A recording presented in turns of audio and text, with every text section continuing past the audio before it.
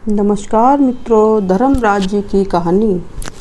एक शहर में एक बहुत ही बुजुर्ग महिला रहती थी। वह महिला सभी से मिलजुल कर रहा करती थी और उस बुजुर्ग महिला ने अपने पूरे जीवन में हर भगवान की आराधना और बहुत सारा दान और दक्षिणा कर रखी थी। एक दिन अचानक से उस बुजुर्ग महिला की तबीयत खराब हो जाने के कारण उसका निधन हो गया। तभी उस बुजुर्ग महिला के लड़के और उसकी पत्नी ने अपनी माँ का अंतिम संस्कार बहुत अच्छे से किया।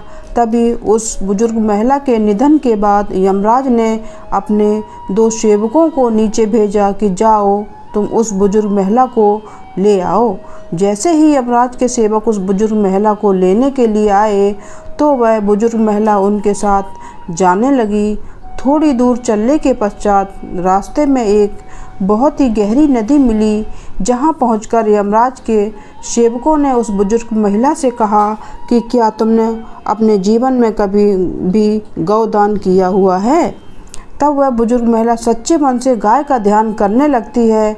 तभी वहां पर अचानक से एक गाय प्रकट हो जाती है, जिसकी पूंछ पकड़कर वह बुजुर्ग महिला उस नदी को पार कर जाती है। फिर थोड़ी दूर आगे चलने के पश्चात रास्ते में वह बहुत सारे काले कुत्ते आ जाते हैं, जिनको देखकर यमराज के सेवक उस बुजुर्ग महिला से कहते हैं कि क्या तुमने अपने जीवन में कुत्तों का दान किया था। तब वह बुजुर्ग महिला एक बार फिर से सच्चे मन से कुत्तों का आह्वान करने लगती है। तब वहाँ से सारे काले कुत्ते अपना रास्ता बदलकर कहीं और चले जाते हैं और फिर वह बुजुर्ग महिला और यमराज के सेवक आगे की ओर चल देते हैं। थोड़ी दूर चलने के पश्चात एक कौवा उस बुजुर्ग महिला के सिर पर अपनी चोंच से कड़ा प्रहार करने लगता है, जिसको देखकर यमराज के सेवक उस बुजुर्ग महिला से पूछते हैं कि क्या कभी तुमने अपने जीवन में किसी भी पंडित या ब्राह्मण की लड़की के सिर पर तेल से मालिश की है या नहीं। तभी वह बुजुर्ग महिला यमराज के सेवकों की बात सुनकर ब्राह्मण की बेटी का सच्चे मन से आवाहन करना शुरू कर देती है, जिसके बाद वह कौवा उस बुजुर्ग महिला को चोंच मारना बंद कर देता है और वहां से चला जाता है। फिर वहां से वह बुजुर्ग महिला और यमराज के दोनों सेवक आगे की ओर चल देते हैं। थोड़ी दूर चलने के पश्चात जब वह बुजुर्ग महिला और यमराज के दोनों सेवक आगे की ओर बढ़ने लगते हैं तो उस बुजुर्ग महिला के पैरों में कांटे चुभना शुरू हो जाते हैं, जिसके बाद यमराज के सेवक कहते हैं कि क्या तुमने कभी भी अपने जीवन में खड़ाऊ दान की हैं।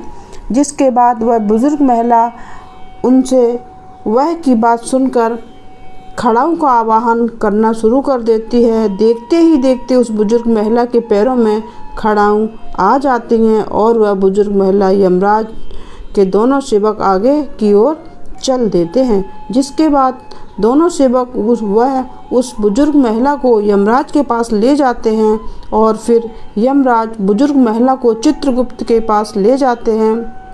तभी चित्रगुप्त यमराज से कहते हैं, यह कौन है और आप किसको लेकर यहाँ आए हैं। तभी यमराज चित्रगुप्त से कहते हैं कि इस बुजुर्ग महिला ने अपने पूरे जीवन में बहुत सारा दान और बहुत सारे पुण्य किए हैं, लेकिन इस बुजुर्ग महिला ने धर्मराज की कोई भी पूजा अर्चना नहीं की है, जिसके कारण यह बुजुर्ग महिला आगे नहीं जा सकती है। यह सुनकर वह बुजुर्ग महिला बहुत आश्चर्यचकित हो जाती है। जिसके बाद उस बुजुर्ग महिला ने यमराज से कहा कि आप मुझे 7 दिन का समय दीजिए और मुझे वापस धरती लोक पर भेज दीजिए, जिसके बाद मैं इन 7 दिनों में धर्मराज की पूजा अर्चना, उनका व्रत और उद्यापन करके वापस आ जाऊंगी। जिसके बाद यमराज इस बुजुर्ग महिला को 7 दिन का समय दे देते हैं और धरती लोक पर वापस भेज देते हैं। धरती लोक पर वापस पहुंचकर जब सभी लोग उस बुजुर्ग महिला को देखते हैं तो उनसे डरकर चारों तरफ भागने लगते हैं और कहने लगते हैं कि भूतनी आ गई, भागो यहाँ से।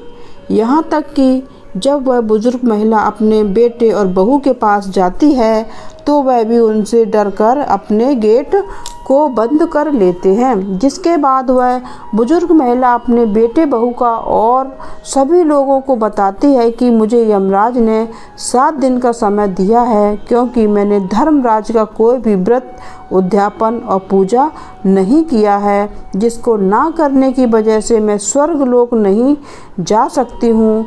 अब मैं यहाँ धरती लोक में धर्मराज की पूजा अर्चना, उनका उद्यापन करने आई हूँ। यह सुनकर उस बुजुर्ग महिला के लड़के और उसकी पत्नी अपनी माँ को पूजा करने के लिए सभी वस्तुएं लाकर दे दी।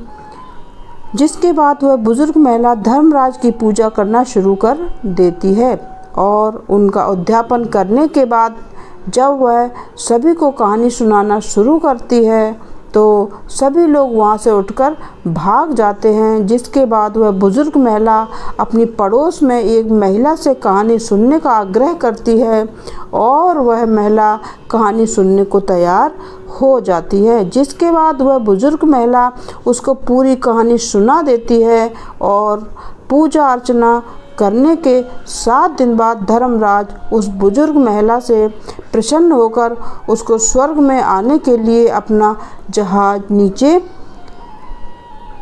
धरती लोक पर भेज देते हैं। उस जहाज को देखकर सभी लोग बहुत ही आश्चर्यचकित हो जाते हैं। उस बुजुर्ग महिला के साथ जाने के लिए लोग आगे आ जाते हैं।